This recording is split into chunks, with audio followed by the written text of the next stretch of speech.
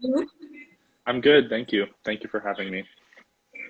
Thank you. It's pleasure to have you on our channel. We have so many queries from our students on Ivy League applications. So profile building, we are going to cover all of them. So before we start, how is the Corona situation in the US? Like how student community is dealing with Corona there? Yeah, it's slowly getting better. We've come down from the peak, and lots of people are getting vaccinated. And on campus, people are handling it pretty seriously and making good efforts to wear masks and keep social distance.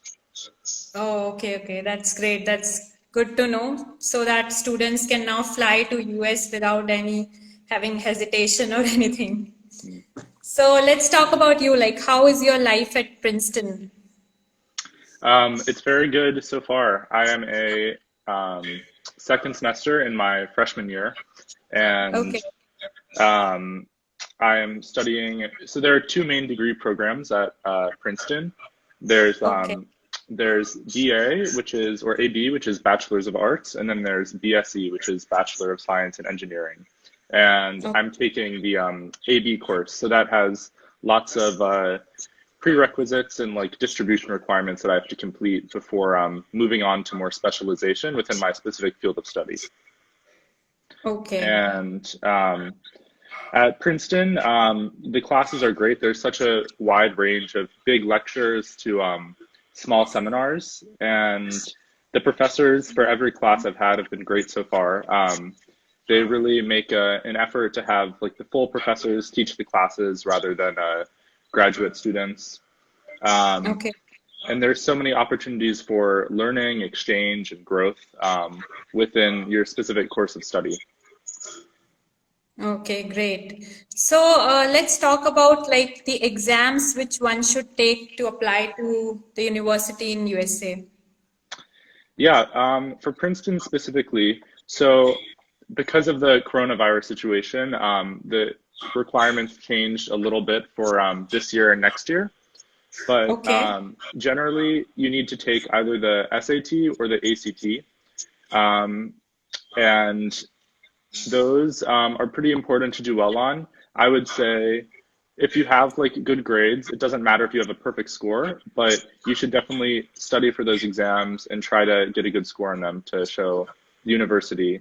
You can also take the SAT subject tests, which I did, but those are not required, and those are offered in various courses like biology, chemistry, math, certain languages. okay. And then you also need to take the depending on your school, if they taught in English or a foreign language, then you would need to take the TOEFL. But I didn't have to deal with that. Okay. So what are the like changes this year and next year? Like IELTS and TOEFL are waived or SATs are waived, so it's easier now to get into the universities.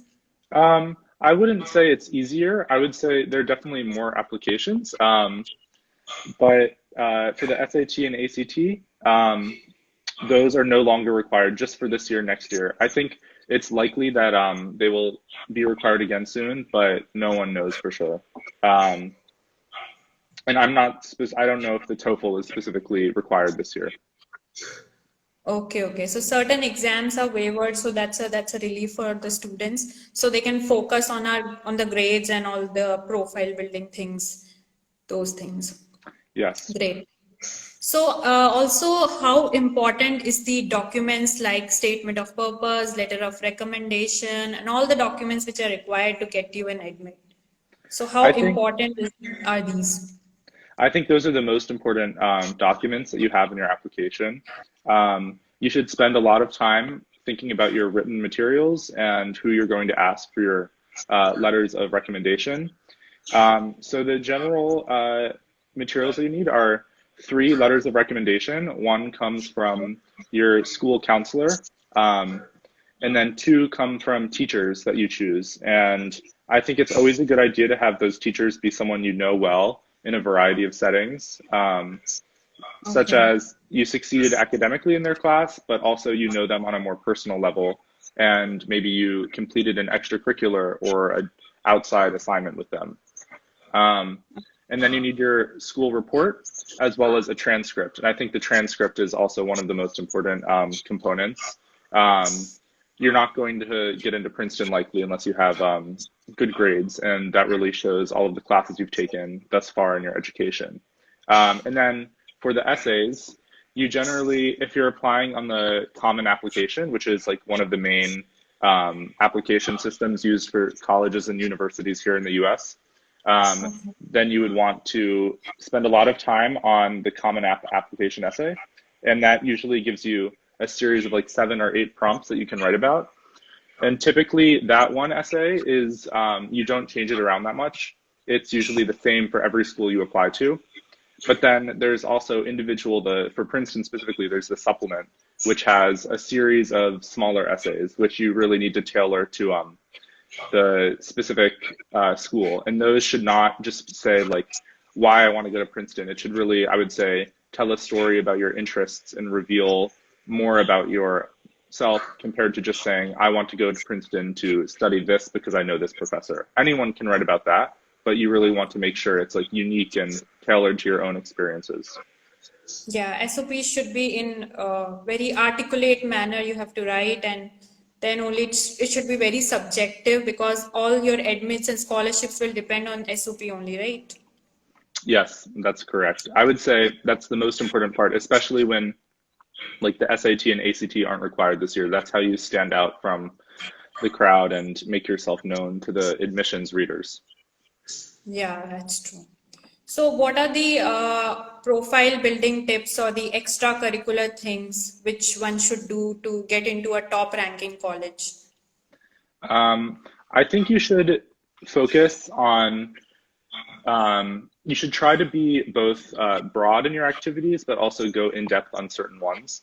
I think if you're just involved in like 6 or 7 different clubs at your school, but you're not really devoted to any of them, that's not going to be very helpful in your education. Okay. But you should try to get involved and have like leadership positions, be the president or like co-president of several different clubs, maybe found your own at some point.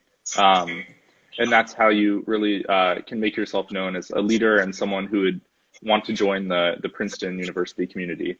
Yeah. Okay. So, like, what did you have in your extracurriculars? Yeah, for my extracurriculars, I was one of the editors of like my high school newspaper. I was also involved in the Model UN team, and I was a co-president of student government.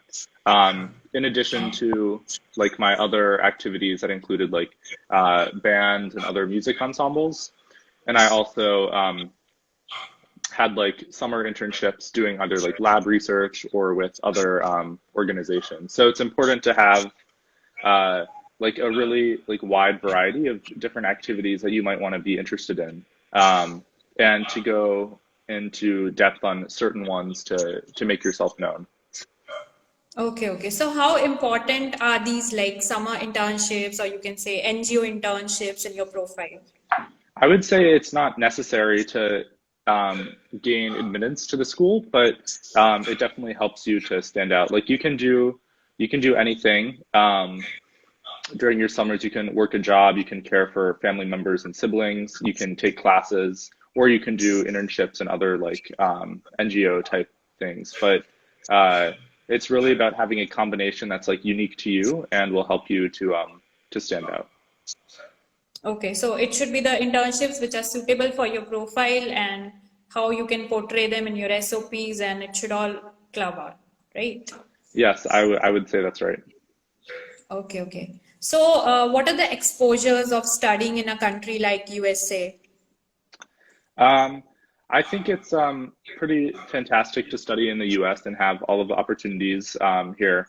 You have so many like internship opportunities through Princeton. There are different ones for if you want to like work in an NGO, if you want to do scientific research, if you want to go into government. And it's really, once you come to Princeton, there's such a wide like alumni network that you can contact people in any field, in any institution, and just having like the Princeton name will help you to like either have an internship with them or even just learn from them and ask them questions about how they got to that point in their career. So and that's also in addition to like the cultural opportunities that come with just being in the US.